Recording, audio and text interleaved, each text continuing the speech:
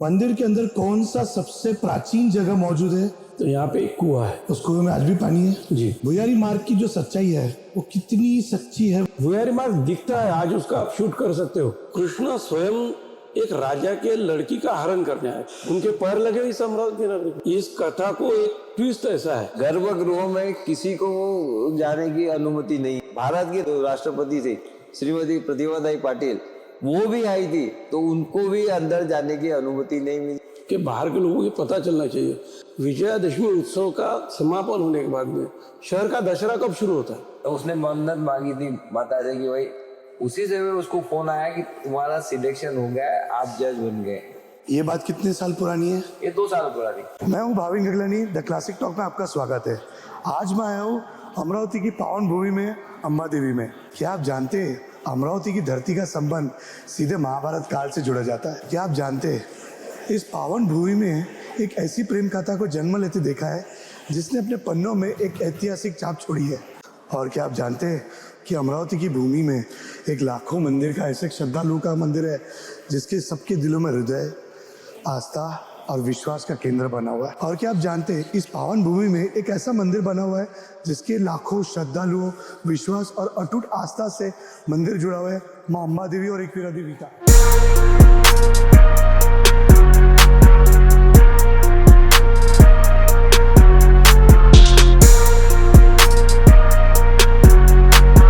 क्योंकि आज हम मंदिर की कहानी नहीं सुनेंगे, बल्कि अमरावती की आत्मकथा, उसकी विरासत, एक अम्बा देवी का ऐतिहासिक मैं आपसे रूबरू कराऊंगा। आइए मिलते हैं एडवोकेट दीपक शिमानी जी जो अम्बा देवी के ट्रस्टी है, एडवोकेट राजेंद्र पांडे जी जो अम्बा देवी जी के ट्रस्टी है। नमस्कार सर। नमस्कार। कहाँ से स्टार्ट करना चाहिए हमें? इतिहास तो बहुत बड़ा है सर। काफी इतिहास पुराना है, 5000 साल पुराना इसका इतिहास है। शुरू से शुरू करते सर। अम्बा देवी का नाम कैसे पड़ा? अम्बा देवी वस्तुतः माँ पार्वती का ही एक नाम है। अच्छा, अम्बा का मतलब होता है माँ, बराबर है। और माँ सबकी जननी होती है, इसलिए ये जो देवी है ये सब लोगों की माता है करके इसका नाम अम्बा देवी पड़ा है। माता की स्थान की स्थापना कब और कहाँ हुई थी? माता के स्थान की स्थापना द्वापर युग में करीब तकरीबन 5000 साल पुरानी हुई थी। अच्छा, उस समय विदर्भ के राजा जो विश्वक थे उनकी पुत्री थी रुक्मिणी, बराबर। और विदर्भ के राजा की जो कुल देवता थी वो माता पार्वती, जिसे आज हम अम्बा जी के रूप से जाना जाता है। इस मंदिर का इतिहास कितने साल पुराना माना जाता है? इस मंदिर का इतिहास तकरीबन 5000 साल पुराना माना जाता है। हमने सुना है महाभारत काल से अम्बा देवी का क्या संबंध है? महाभारत काल से है। आपको महाभारत काल के अवशेष इस अमरावती जिले में भी कई जगह मिल जाएंगे। जैसे आपको मतलब यहाँ से थोड़े ही दूर पे 80 किलोमीटर दूर पे चिखलदारा है। अच्छा, और चिखलदारा के जो पर्वतीय भाग है उसमें एक भीम कुंड है। वो कहा जाता है कि जब द्रौपदी को स्नान करने की इच्छा हुई तो भीम ने अपने हाथों से वहां पे कुंड तैयार किया और जिसमें द्रौपदी ने स्नान किया। उसी के बाजू में एक कीचक दरी है। कीचक आख्या गया ये है कि वहां पे भीम ने कीचक का वध किया था। अच्छा, और इसी तरह यहाँ पे जो है महाभारत कालीन ये देवी की स्थापना हुई है। क्या आज भी वो भीम कुंड है वहाँ पे? आज भी वो भीम कुंड, कीचक दरी और उसी तरह पांडवों ने स्थापित की हुई देवी की मूर्ति भी वहां पे आज भी स्थापित है। रुक्मिणी जी और अम्बा देवी का संबंध कैसा था? रुक्मिणी जी प्रत्यक्ष में लक्ष्मी का ही एक रूप है और अम्बा देवी ये पार्वती का एक रूप है। अच्छा, और दोनों ही एक भगवान शंकर की प्रिय है और दूसरी भगवान विष्णु की प्रिय है। तो दो बहनों का जैसे संबंध होना चाहिए वैसे रुक्मिणी जी और माँ अम्बा का संबंध है। वैसे यहाँ पे रुक्मिणी जी ने पार्वती जी को अपनी माँ माना हुआ है बराबर। मूल माँ के स्वरूप में आज उनका यहाँ विराजमान हुई है। अभी आपने जो सवाल पूछा जी, कि रुक्मिणी जी का और देवी का संबंध कैसा था? अंबाजी मंदिर का संबंध क्या आता है, तो भीष्मक राजा विदर्भ के राजा थे, बराबर। उनका लड़का था रुक्मी, जी, और शिशुपाल उसका मित्र था। मित्र था। और शिशुपाल के साथ में उसकी शादी होनी चाहिए। उसने भीष्मक राजा को बताया कि अपनी बहन की शादी, तो उसका उस वक्त एक परंपरा थी, राजा के घर के लड़की की शादी होने के पहले उसको हल्दी लगाने के बाद, बराबर। उस वक्त की परंपरा अनुसार अमरावती श्री अंबा देवी संस्थान का जो अंबाजी का मूर्ति है, वो महत्व कैसा है कि दर्शन के लिए यहाँ हल्दी लगाने के बाद में लेके आए। इस दरम्यान जो कृष्ण जी को रुक्मिणी ने लेटर भेजा, उन्होंने बराबर यहाँ पे उनका मुहूर्त निकला, मैं इतने बजे मंदिर में आऊंगी और आप तैयार रहना। तो वो हिसाब से कन्हैया जी ऑलरेडी यहाँ पे मुकाम से आए थे अमरावती में, और यहाँ पे जैसा ही वो दर्शन लिया और एक हल्दी लगाने के बाद में पूर्ण पूजा हुई, फिर अंबाजी की प्रदक्षिणा किया। प्रदक्षिणा करने के बाद में श्री कृष्ण जी का रथ वहां पहुंच गया और रथ में बैठ के वो निकल गई। और ये प्रवास, ऐसा ये संबंध इस घटना का, इस स्थिति का, इस मंदिर का, रुक्मिणी जी का और श्री अंबाजी का आता है। सर मुझे ये बताइए, अमरावती का पूरा नाम क्या था और अमरावती का नाम कब चेंज हुआ?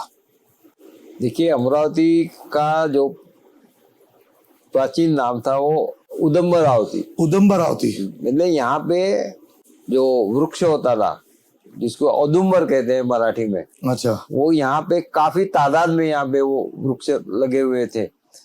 और आज जब मंदिर है, ये उस समय अमरावती जो परकोटे के अंदर था उसके बाहर का था। तो इस वास्ते यहाँ पे औदुंबर के बड़े झाड़, बहुत सारे झाड़ों से इसका नाम उदम्बरावती था। ये चेंजेस कब हुआ, कौन से साल में हुआ? जैसे जैसे बाद में फिर यहाँ पे पहले निजाम का शासन था, बाद में अंग्रेजों का आया, तो उसमें धीरे धीरे उसका अपभ्रंश होते गया। और बाद में आखिरी इंद्र की राजधानी जो थी अमरावती, बराबर, उसमें से इस गांव का नाम अमरावती पड़ा। अमरावती के अंदर ये जो मंदिर है, इसका निर्माण कब, कौन से साल में हुआ था? पौराणिक कथा में आप जाते हो, अच्छा। महाभारत काल हुआ, बाद में भगवत गीता हुई, बाद में कृष्ण कन्हैया जी के जितने भी चरित्र में आता है तो अमरावती का नाम अभी लिखा था। क्यों आता है? क्योंकि रुक्मिणी का विवाह ही इस साल से हुआ था, रुक्मिणी का हरण जिस मंदिर से हुआ। बराबर। ये 5000 साल पूरी बात, 5000 साल पुराने बात। हाँ, वो महाभारत काल था। तो उस काल में रुक्मिणी का यदि हरण हुआ है इस अंबाजी मंदिर से, तो ऐतिहासिक और पौराणिक स्थितियों का विचार किया जाए और धर्म ग्रंथों में जो नोंद मिलती है। और आज आपने यदि बहुत सारी कथा, यदि अच्छे अच्छे लोगों से कथाएं सुनते हो, तो उसमें अमरावती का नाम बहुत गरिमामय स्थिति में लिया जाता है कि वो अमरावती विदर्भ के राजा की नगरी, विदर्भ की कुलस्वामिनी अंबा देवी, ऐसा उसको कहा जाता है। मंदिर के अंदर कौन सा सबसे प्राचीन जगह मौजूद है जो आज तक किसी को नहीं पता? अमरावती अंबा देवी मंदिर का यदि भौगोलिक स्थिति आपने देखी तो यहाँ पे एक कुआं है। अच्छा। ये कुएं में एक रास्ता भी है, ऐसा कहा जाता है। आज वो किसी को जाना आना नहीं करते उसमें से, लेकिन वो इतिहास काल से उसका महत्व है। और वो पानी से ही अंबाजी की मूर्ति को उस वक्त अभिषेक और सब यानी पूजा अर्चा होती थी। उस कुएं में आज भी पानी है? जी। उस कुएं में आज क्यों नहीं जाने देते, मतलब क्यों देखने नहीं देते उधर उस जगह पे? कैसा है कि कुएं का जो डायमीटर है वो वैसा छोटा है, लेकिन उस जल की पवित्रता भी रहनी चाहिए। अच्छा। जो जल से अंबाजी को पूजा जाता है वहां पे लोगों को पैर ना लगनी चाहिए और लोगों ने ढकना नहीं चाहिए। आज लोग श्रद्धा से वहां पे कुछ पैसे रखते हैं, लेकिन किसी को जाना आना वहां पे मनाही है। दर्शन करना अलाउ नहीं है उसका? दर्शन ले सकते हो, कुआं यही है। अच्छा। लोग आते, श्रद्धापूर्वक नमन करते, आशीर्वाद लेते, उस भगवती को स्मरण करते कि अंबाजी, वो कुएं का पानी यदि अंबाजी पे चढ़ता है तो वो जल से अपन भी पवित्र होने की तो करके आपने देखा होगा यहाँ पर कि हमने यहाँ पे जो पानी पीने की वगैरह व्यवस्था की है, तो वो जल लोग लेते, तीर्थकर माफिक प्राशन करते, आंखों को लगाते, सर पे रखते। तो जो पीने का पानी है, और श्रद्धा बहुत मायना रखती है इस बात। तो ये जो पीने का पानी है वही जल है जी। जब रुक्मणी जी ने अपना पत्र लिखा भगवान श्री कृष्ण जी को, वो कितना समय का, उस समय का डिस्टेंस बोला जाता है उस समय का? अब देखिए, पुराणों की कथा है अगर आप डिस्टेंस की बात करेंगे तो विदर्भ और द्वारका इनमें करीब करीब 1,000-1,200 किलोमीटर का अंतर है। मगर कहते हैं कि उस समय जो भी गया होगा दूत वो एक विशिष्ट मार्ग से जाके बहुत कम समय में द्वारका पहुंच गया था। क्या आज हमको मार्ग देखने मिल सकता है? अब उसकी खोज करना पड़ेगा, क्योंकि ऐसा कोई प्रयास किसी ने आज तक किया नहीं है। क्या किसी साइंटिस्ट ने? नहीं, किसी साइंटिस्ट ने ऐसी कोई खोज की नहीं कि किस रास्ते से, क्योंकि दुर्गम पहाड़ भी है, नदियां भी है और आगे घने जंगल भी है। तो किस रूप से गए थे या किस रास्ते से गए थे ये पता लगाना बड़ा मुश्किल है। मतलब आपका कहना है कि वो युग खत्म होते ही वो रास्ता वो सारे बंद हो गए। उनको रुक्मणी जी को जब लेके गए थे हरण करके, तो कहाँ लेके गए थे? वो यहाँ से हरण करके द्वारका लेके गए थे। द्वारका उनकी राजधानी थी। मथुरा छोड़े बाद में भगवान द्वारका में ही विराजमान हुए थे। तो यहाँ से जो लेके गए वो द्वारका लेके गए। पर हमने तो सुना कि यहाँ से सीधा पहले कृष्ण मंदिर गए थे, जो यहाँ से अमरावती से कुछ 5-6 किलोमीटर है, उसके बाद कोंडणीपुर गए थे। नहीं। अब ऐतिहासिक क्वेश्चन जाना चाहेंगे हम। भुयारी मार्ग की जो सच्चाई है वो कितनी सच्ची है बात है और कितने साल पुरानी है? ये कहावत भी है और वस्तुस्थिति भी है कि रुक्मिणी की जब अमरावती आई, मतलब कौंडिन्यपुर नगरी भीष्मक राजा का राजाश्रय था, वहां से यहाँ आए तो आने के लिए जो रास्ता चाहिए था, क्योंकि राजा का पूरा लवाजमा जो आता था तो वहाँ दर्शन के लिए आते थे। तो एक भुयार है, ऐसी वदंती आज भी है, कहावत है।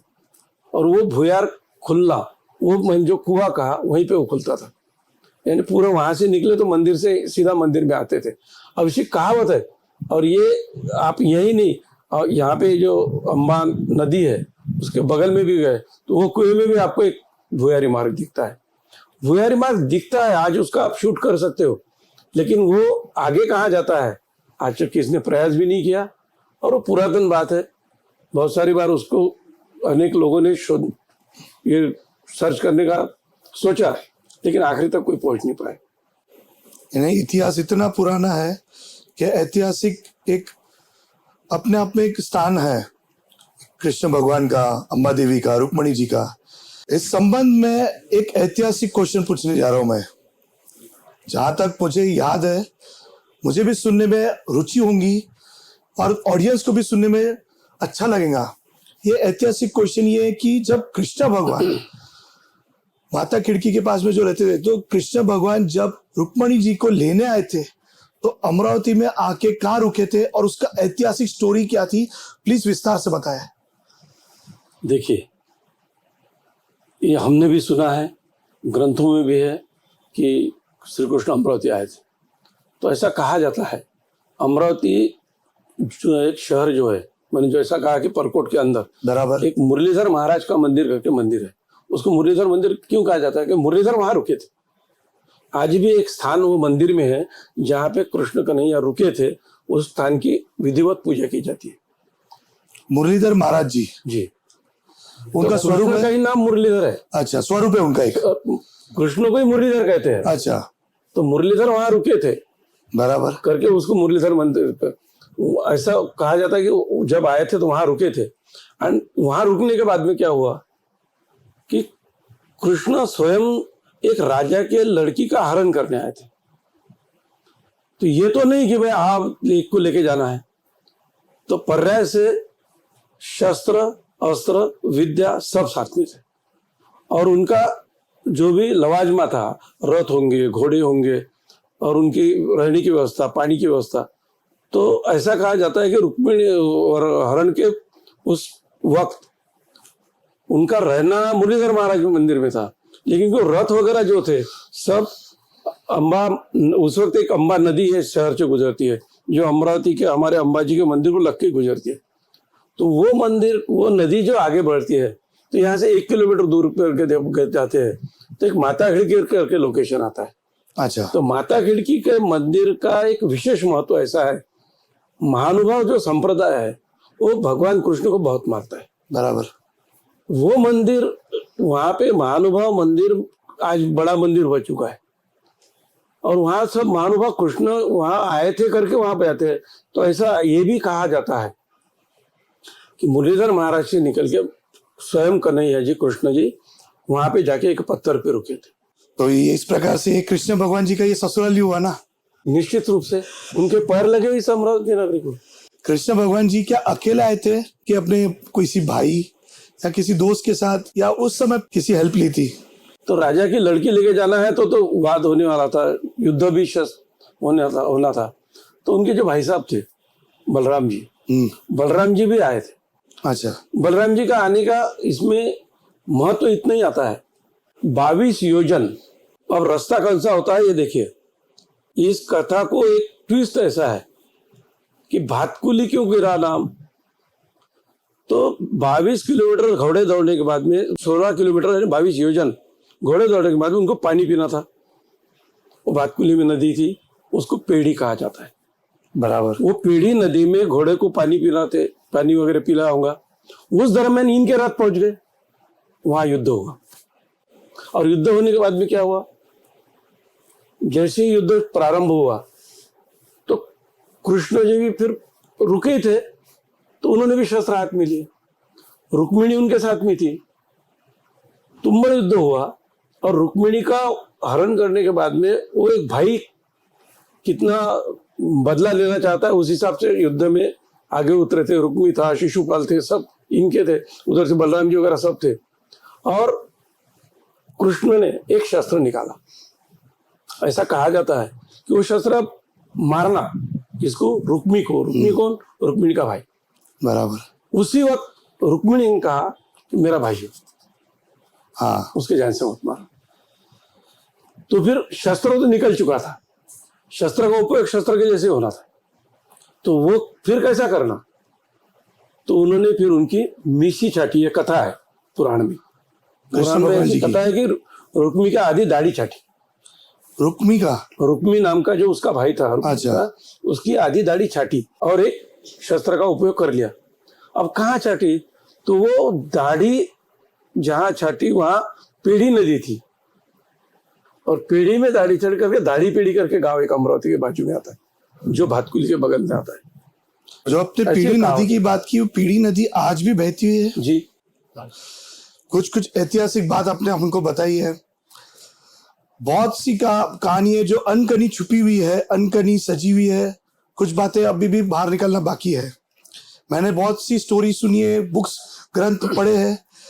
ऑडियंस को मैं सबको ये बताना चाहता हूँ कि अब मैं जो पूछने जा रहा हूँ वो सारे के सारे ऐतिहासिक स्टोरी रहेंगी, ऐतिहासिक बात रहेगी, जो कुछ सस्पेंस के आज की भाषा में बोला जाता है। ट्रस्टी द्वारा मैं उन ग्रंथों को बाहर निकाले जा रहा हूँ, उन क्वेश्चंस को बाहर निकाले जा रहा हूँ जो मुझे कुछ 35 साल बाद पता चला। ऑडियंस को भी ये बात पता चलनी चाहिए, आने वाले जनरेशन को भी ये बात पता चलना चाहिए। अंबा देवी की जो ये स्थान है, ये जो स्वरूप है, ये कौन से साल पुराना और कौन सा स्वरूप है, जो इसे कौन सी पीठ माना जाती है?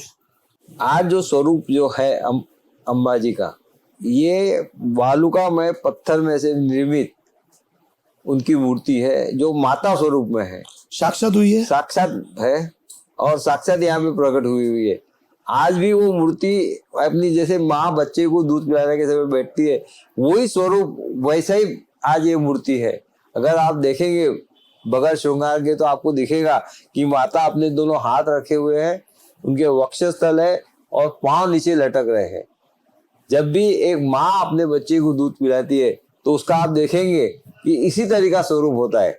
और पीठ जो आप कह रहे हैं, तो हिंदुस्तान में माता के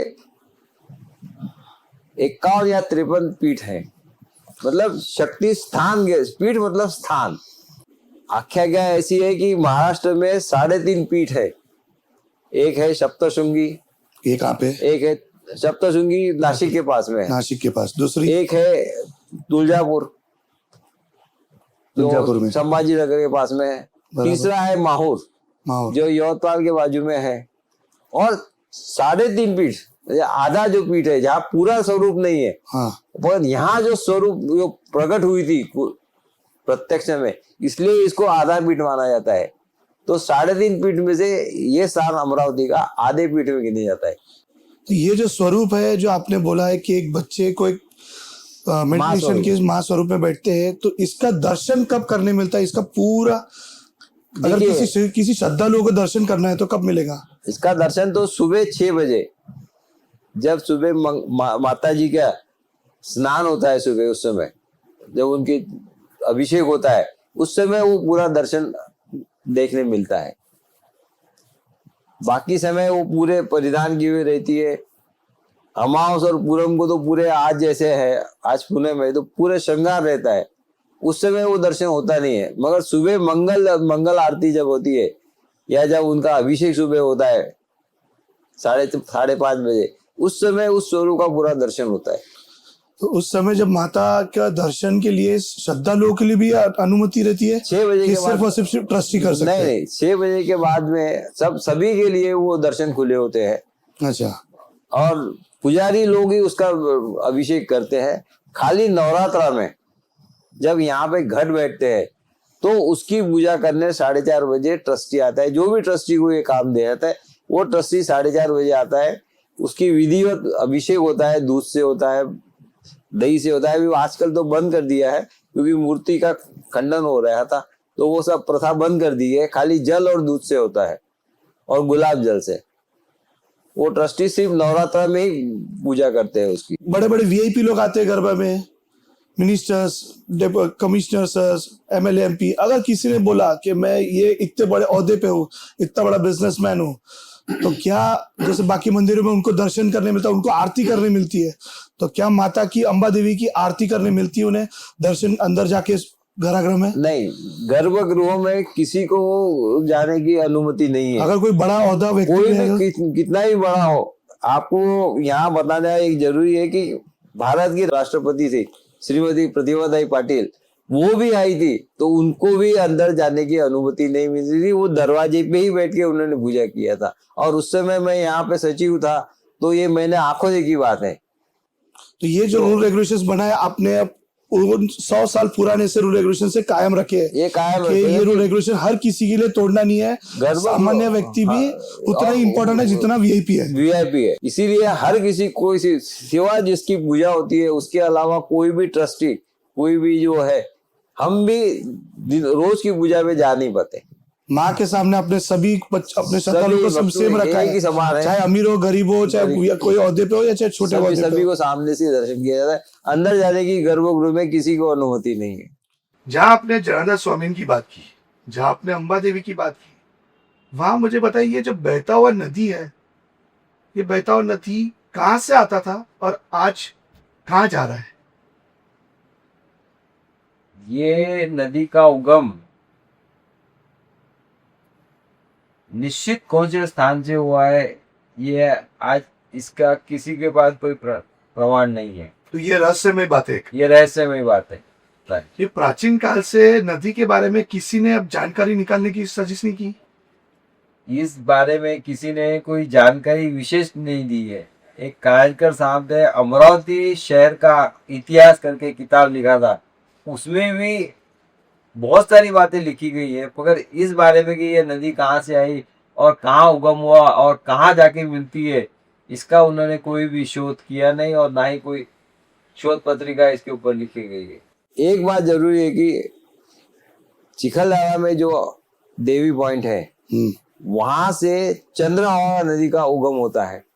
ये चंद्रभागा नदी वहां से निकल के आगे मध्य प्रदेश में जाते हुए आगे जाके बंगाल के सागर को मिलती है। मुझे एक बात बताइए, आज भी इस मंदिर में कौन सी परंपरा है प्राचीन काल से चल रही है, सदियों से जो चल रही है?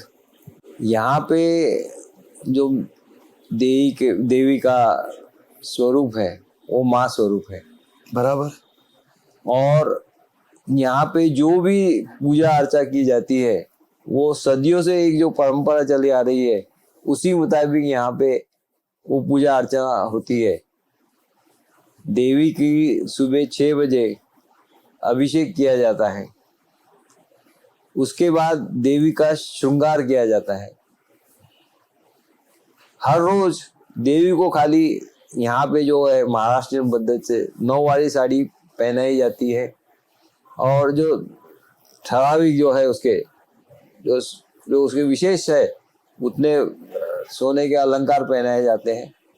मंगलवार अमावस और पूनम, ये 3 दिन माता जी को पूरा श्रृंगार किया जाता है। मंगलवार का दिन माता जी का दिन कहलाया जाता है, इसलिए उस दिन माता जी को पूरा श्रृंगार होता है।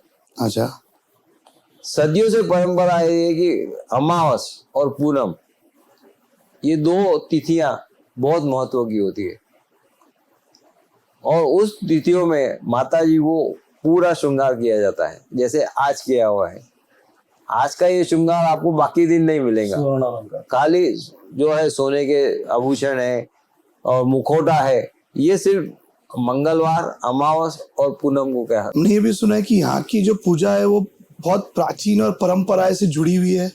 ऐसी कौन सी 2 पूजा है जो सदियों में, सालों में एक ही बार होती है? नवरात्र में माता जी का जो रहता है शाम की आरती, वो रात को 10:30 बजे होती है, तो करीब करीब 2 घंटे वो आरती चलती है और फिर 12 बजे मंदिर बंद होता है। उस समय वो नवरात्रि के 9 दिनों में विशेष पूजा अर्चा की जाती है। और इसके अलावा रावण पे जो राम की विजय हुई थी, जिसे अपन दसरा या विजयादशमी कहते हैं, बराबर, उस दिन माता जी की खास चांदी की जो पालकी है, उसपे लोग अपने कंधे पे लेके लाखों लोग उसके साथ चलते हैं, जो यहाँ से सिमोल्लंघन के लिए जाती है। और वहां जाके शमी का एक झाड़ लगाया जाता है, वहां जाके वो माता जी की पालकी टूटती है, वहां पे फिर से पूजा अर्चना होती है और फिर माता जी फिर से वहां से मंदिर में वापस आती है। और उस पालकी में अम्बा जी और एकवीरा देवी, दोनों देवियों की मूर्ति रख के और उनकी पादुका रख के वो पालकी लेके जाई जाती है। ये हर दशहरे में एक बार होता है? हर दशहरे को ही होता है। अभी सिमड़ी जी ने जो कहा, और आपके अमरावती के बाहर के लोगों को पता चलना चाहिए कि उस जिस स्थान पर यह पूजा होती है उसे दसरा मैदान कहा जाता है। अच्छा, दसरा मैदान का विशेष महत्व है। तो और एक और बात, विजयादशमी उत्सव का समापन होने के बाद में शहर का दशहरा कब शुरू होता है? बराबर, अम्बा जी जब वहां जाती है और पूजन होता है और वापस मंदिर में आती है और आरती होने के पश्चात अमरावती महानगर में, अमरावती में दसरा महोत्सव चालू हो जाता है। इस जो पूजा के बारे में बात की, ये पूजा कब होती है? क्योंकि इतने नवरात्रि के समय में इतने लाखों लोग रहते हैं, तो इसकी दर्शन कब होती है? देखिए, नवरात्रि महोत्सव में लाखों की भीड़ रहती है जी, ये वास्तव है। हमारे नवरात्रि महोत्सव में सवेरे 5 बजे मंदिर के मुख्य कवाड़ खुलते हैं। पूजा कब करनी चाहिए? तो उसके पूर्व 1 घंटा पूर्व एक तो पूजा होती है। तो ब्रह्मरुद्र हमारे पुजारी और रुचा चलती रहती, 1 घंटा पूजा का रुचा चलती रहती। और हमारे जो विश्वस्त जिनको ये दायित्व दिया गया है कि नवरात्रि महोत्सव में पूजन आप करोगे, वही से मंदिर के गर्भगृह प्रवेश करते हैं। और वो जो पूजा होती है ना, उसमें जलाभिषेक होता है, अच्छा, दुग्धाभिषेक होता है। अच्छा लेकिन कुछ वर्ष पूर्व जब पुरातत्व विभाग से हमारा नाता जुड़ता है, जी, तो पुरातत्व विभाग के लोग जब यहाँ आए तो उन्होंने कुछ हमारे को सलाह दी कि आप ऐसा कीजिए, आप ऐसा कीजिए। मूर्ति का उन्होंने दर्शन लिया और बताया कि ये प्रकार आप बंद कीजिए। तो भगवती का मूर्ति जो है वो हजारों साल से और हजारों साल आगे रहना है। आपने पूछा नहीं क्यों बंद करना चाहिए? तो बंद क्यों करना चाहिए, तो वही बता रहा हूं मैं कि वो मूर्ति का जो रूप है वो ऐसे कायम रहना चाहिए। इसके लिए वो कुछ बातें जो उन्होंने बताई और वैज्ञानिक दृष्टि से वो समझ में आ गई करके कुछ बातें हमने जो चलती थी वो बंद किया। जलाभिषेक मात्र होता है। और एक बात, लोगों को लगता है 4 बजे खुल रहे, 5 बजे खुल रहे। हाँ, आपको बताना चाहूंगा, जब रात को 2-2:30 बजे तक आरती चलती रही थी नवरात्रि में, तो नवरात्रि के आरती के बाद में मंदिर धोया जाता है, पूरा मंदिर धोया जाता है। फिर पुलिस सिक्योरिटी आती है, पुलिस के जो डॉग स्क्वाड आता है वो आता है, बहुत सिक्योरिटी रहती है। यहाँ पे सब CCTV से पूरा कवर किया है। ये सब यंत्रणा है। भक्तों लोगों को हमने जो सूचना है कि वो हमको सहकार्य करते हैं, उस कारण ये नवरात्रि महोत्सव बोलो, चैत्र महोत्सव बोलो, रेगुलर उत्सव बोलो, बहुत अच्छी तरीके से यहाँ ये हो जाते हैं। बहुत अच्छी बात बताई। और एक आपने बात बताना चाहता हूँ आपको। जी, चातुर्मास जो रहता है, चातुर्मास का समापन कार्तिक महोत्सव से होता है। तो कार्तिक में श्री अम्बा जी जैसा विजयादशमी के दिन दसरा मैदान भगवती जाती है, वैसा कार्तिक महोत्सव का समापन जो होता है, चातुर्मास का समापन, वो नगर भ्रमण होता है अम्बा जी का। तो उसमें अम्बा जी की मूर्ति, भोग मूर्ति, एकविरा देवी जी की भोग मूर्ति, दोनों देवी की पादुका, और अमरावती का महानगर का नगर भ्रमण अम्बा जी करते हैं। और उसके बाद ये बहुत सारे लोगों को मालूम नहीं है और बहुत सारे को पता चलना चाहिए, इसके लिए बता रहा हूँ। जब चातुर्मास हो जाता है तो भगवती थकी है तो उसको कुछ तो भी आराम होना चाहिए, तो उसके दूसरे दिन प्रक्षाल पूजा का आयोजन किया जाता है। बहुत सारे लोगों को पता नहीं प्रक्षाल पूजा क्या होती है। जिस मूर्ति के बारे में मैंने आपको बताया वो मूर्ति यहाँ पर पब्लिक के लिए बाहर रखी जाती है। बड़ा बर्तन रखा जाता है, उसमें मूर्ति रहती है, गर्म पानी, और हर कोई अपने घर का लोनी भगवती को हाथ से लगा सकता है। अच्छा, मक्खन। तो वो उस दिन बहुत सारी महिलाएं जिन्होंने जो मन्नत मांगी है, जिन्होंने ऐसा कुछ भगवती की कृपा से आनंद हुआ, वो अपने अपना मक्खन लाते और 2-2.5 घंटे भर कोई मक्खन लगाता, एक गर्म पानी, लोटा पानी डालता और भगवती के चरणों को थोड़ा सा जैसा वो एक समाधान मिल जाता है उससे। और हमारे अम्बा जी का जो चातुर्मास महोत्सव वहाँ उस पर समापन होता है। और एक बात बताना चाहूँगा, हमारे अम्बा जी में होलिकोत्सव होता है। होली, तो होली कहते हैं जिसको। अच्छा, तो होलिकोत्सव बहुत धूमधाम से मनाया जाता है। बराबर। मंदिर के पूर्व दिशा में, ये जो मार्केट है अच्छा, उसके सामने एक हेटा नाम का पेड़ आता है। हेटा नाम का? हेटे के फूल जिसको कहते हैं, वो हेटे का एक फूल माघ पूर्णिमा के दिन लगा जाता है साल में एक बार। और फाल्गुन पूर्णिमा ने बराबर 1 महीने के बाद बराबर होली आती है। तो हेटे का पेड़ लगाने के बाद में क्या करते लोग, जिन्होंने मन्नत मांगी है और जो भी कहता है कुछ अंतस्थ भगवती को बोलता था मेरे को ये पूरा कर भगवती, मैं तेरे सामने शरण हूँ, वो नरियल, खंड, गाठी रहती उस वक्त शक्कर की, वो गाठी वहां पे चलाते रहते। कितनी चढ़नी चाहिए?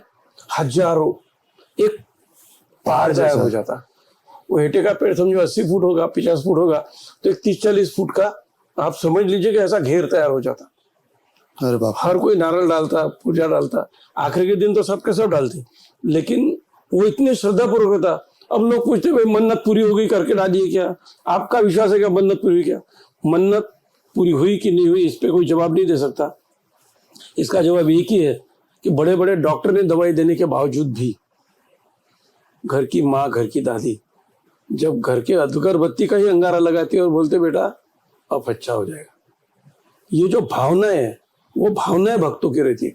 इसमें कोई वैज्ञानिक तौर पे अपन कुछ दावा नहीं कर सकते बस हो रहा, लेकिन श्रद्धा है। उसी क्या ऐसी ऐतिहासिक क्या ऐसी स्टोरी आपके कानों में आई कभी कि किसी की इच्छा पूरी होगी यहाँ पे?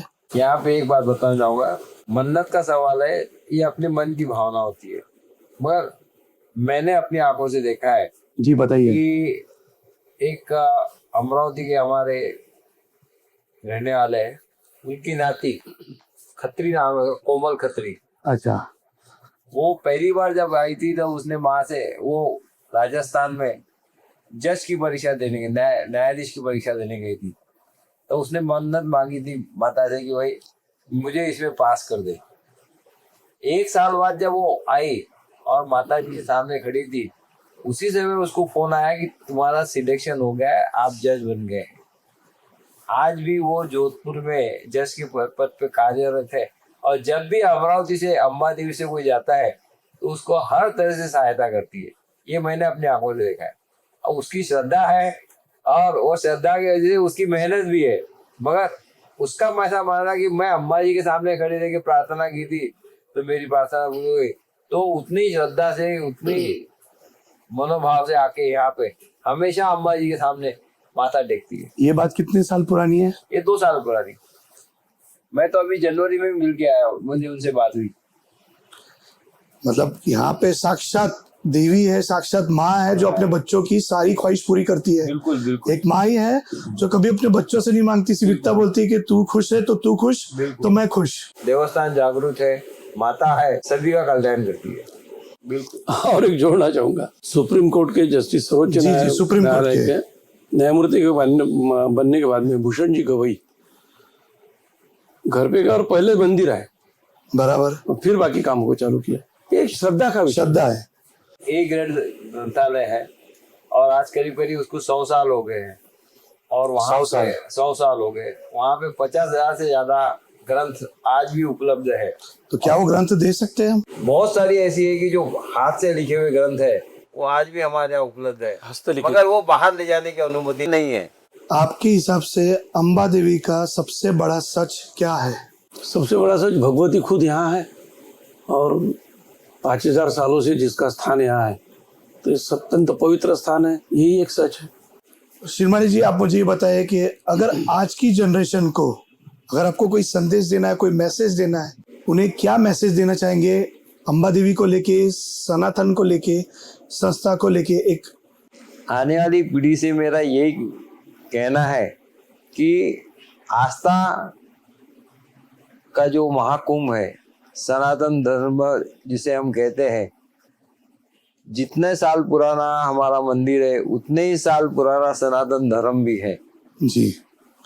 आज हम देख रहे हैं कि नई पीढ़ी कुछ बातों से दूर होते जा रही है, उनकी अपने बड़ों के प्रति उपेक्षा हो रही है, उसी तरह मंदिरों के प्रति आस्था कम हो रही है। मेरा ये मानना है कि उन्होंने जो हमारी परंपरा है, जैसे बड़ों का मान रखना, अपने माता पिता का ख्याल रखना, अपने हिंदू धर्म में आस्था रखना, क्योंकि आज धर्म से लोग पलायनवाद कर रहे हैं। बराबर। धर्म एक ढकोसला है ऐसे मानने वाले कई नौजवान मिल जाएंगे, मगर उनको एक चीज का समझना चाहिए कि आस्था जहाँ है वही हमारा धर्म है। अम्बा जी है, अगर आप मानते हैं तो ये माता है, नहीं माने तो आपके लिए पत्थर की मूर्ति है। ये तो सच अगर बात है। आपकी आस्था होगी, आप उसके सामने नतमस्तक होंगे, तो आपके संस्कार भी वैसे रहेंगे, आने वाली पीढ़ी को वैसे संस्कार मिलेंगे। मानवता को एक संस्कार, मानवता के लिए आपने अपनी श्रद्धा कायम रखनी चाहिए, यही मेरा उनको संदेश है। और मैं आशा करता हूँ कि नई पीढ़ी इसी रास्ते पे आगे चल के भारत देश को उन्नत करेगी। हमारे पिताजी दादाजी कहा करते थे कि जब भी हम किसी प्राचीन मंदिर में जाते हैं तो ऐसे भावुक होके जाते थे कि हम साक्षात दर्शन करने जा रहे हैं, साक्षात आशीर्वाद लेने जा रहे हैं। पर आज की जनरेशन, आने वाली जनरेशन सिर्फ और सिर्फ सेल्फी, इंस्टाग्राम, यूट्यूब, फेसबुक पे एक फोटो, वीडियो, रील्स में डालने के लिए कर रही है। उस संदर्भ में आप क्या मैसेज देना चाहेंगे? काफी डिफरेंस हो चुका है, मैं भी मानता हूँ 30-35 साल का डिफरेंस हो चुका है, लेकिन आज भी कुछ यूथ है जो सही में मान्यता रखते हैं। ऐसे यूथ के बारे में क्या कहना चाहेंगे? देखिए, अपने दादाजी पिताजी के बारे में आपने बताया जी। आज हम और तुम भी जब मंदिर में जाते हैं, जो आंखें बंद करके मूर्ति को देखने के बजाय कुछ पल के लिए आंखें बंद करके, तो अनुभूति आ जाती है। वो अनुभूति आज भी है। और रहा सवाल, आज का भौतिक युग जो है वो बहुत आगे बढ़ चुका है और भौतिक स्थित्यांतर इतने हो चुके हैं कि मेरे को फोटो निकालना है और सेल्फी निकालना है। तो हमने तो ये भी हमारे व्यवस्था की है कि यहाँ पे एक भगवती का मूर्ति लिया, एक फोटो लगाया, अच्छा बड़ा स्क्रीन पे लगाया, वहाँ पे फूल वगैरह लगाए, लोग बहुत सारे लेते हैं। उसमें मैं क्या कहता हूँ, मेरा एक अलग कहना है, हाँ। इससे फायदा कुछ नहीं होता। सेल्फी पॉइंट हम भी बना रहे हैं, यानी कुछ हो नहीं रहा। बराबर। उल्टा ये हो रहा है कि यहाँ पे जो फोटो निकाल रहा है भगवती के साथ में, वो इंस्टाग्राम में डाल रहा है, वो फेसबुक पे डाल रहा है। मतलब अमरावती का जो उसके जो दोस्त है, उसके फ्रेंड्स, उसके ग्रुप में वो जा रहा है। मतलब वो मैं मंदिर में गया था और मंदिर की विशेषता ये मैंने देखी करके लोगों को आकर्षित करने का भी मुद्दा उसके एक फोटो के कारण हो रहा है। डिजिटल आने से एक अच्छा हो जाता है कि लोगों को पता चले कि अम्बा देवी का कहाँ है और कैसा बड़ा मंदिर है। अब मैं आपको बताता हूँ। जी जी जी। मंदिर आके मंदिर में माता जी के साथ सेल्फी ले, आस्था उसकी कायम रहती है। ये देखो, हमने जो सेल्फी पॉइंट बनाया, नवरात्रि महोत्सव का एक अनुभव बताता हूँ। एक सदगृहस्थ आए, वो भी कुछ 50 साल के थे। वो बोले मेरी माता जी को अम्बा जी का दर्शन करवाना है, मेरे को वीडियो कॉल लगा के। मतलब माफ कीजिए, मंदिर तो तो कैसा करे? बोले ये जो सेल्फी पॉइंट हमने बनाया, आप मेरे तरफ दे दो, एक मतलब मेरा चालू कर दो, मैं सामने खड़ा रहता। आप उन्होंने बताया, माँ जी ये जो है ना, ये अम्बाजी की विश्वस्त है और आपको ही दर्शन दे रहे हैं भगवती का। वही लिया मैंने सेल्फी पॉइंट पे बताया। वो जो माँ का मैंने रूप देखा उस वक्त, उनकी आंखों में आंसू थे कि मैंने डायरेक्ट अम्बाजी को ही देखा। ये बहुत बड़ी बात है। श्रद्धा उनके घर में उनको लगा कि अपन मंदिर का दर्शन ले रहे हैं, ये बड़ी भावना है। नहीं, अच्छा है ना जब आपने सेल्फी पॉइंट बताया है और एक अच्छी लोगों को एक जागरूक कराया कि लोग देखे, जाने, समझे, इंस्टाग्राम पे डाले। कई लोग इसका दुरुपयोग भी करते हैं, कई लोग इसका सदुपयोग भी करते हैं। जैसे आपने जनरेशन की बात की, अम्बा देवी का जो स्वरूप है वो धैर्य है, वो एक माँ का स्वरूप है, शांति, हस्ती में। और आज का जो जनरेशन है वो फास्ट फॉरवर्ड लाइफ में है, बिल्कुल भी धैर्य नहीं है, इम्पेशेंस है। दर्शन भी करने आएंगे तो फटाफट दर्शन करके चले जाएंगे। तो ऐसे इसमें आप यूथ को क्या मैसेज देना चाहेंगे कि धैर्य और इम्पेशेंस के बदले में? इसके लिए मैं कहना चाहूंगा, या देवी सर्वभूतेषु मातृरूपेण संस्थिता, नमस्तस्यै नमस्तस्यै नमस्तस्यै नमो।